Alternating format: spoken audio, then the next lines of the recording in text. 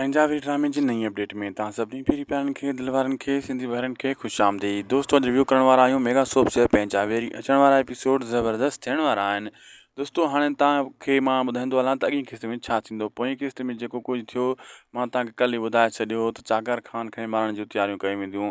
दोस्तों ॾिसो न, हर कंहिंखे हाणे पंहिंजी लालच आहे। जाबिर जेको हसीना खां पैसा कढणु थो चाहे ऐं जाकिर ख़ान खे हसीना जे हथां मारणु थो चाहे ऐं पाण खे बचाइणु थो चाहे त मन सुभाणे हसीना असांखे फसाए विझंदी।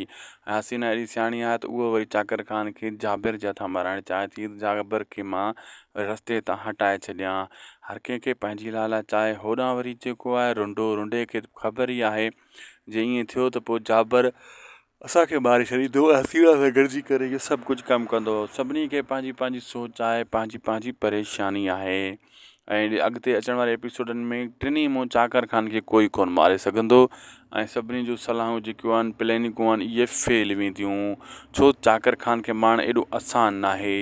दोस्तों वीडियो पुॻो पंहिंजी पुॼाणी ते शाहिद खोसो ब्लॉग यूट्यूब चैनल खे ज़रूरु सब्सक्राइब लाइक शेयर कंदा। ही अव्हांजो ई पंहिंजो चैनल आहे। हिन ते अव्हांखे बहितरीन खां बहितरीन अपडेट्स वग़ैरह मिलंदा रहंदा आहिनि।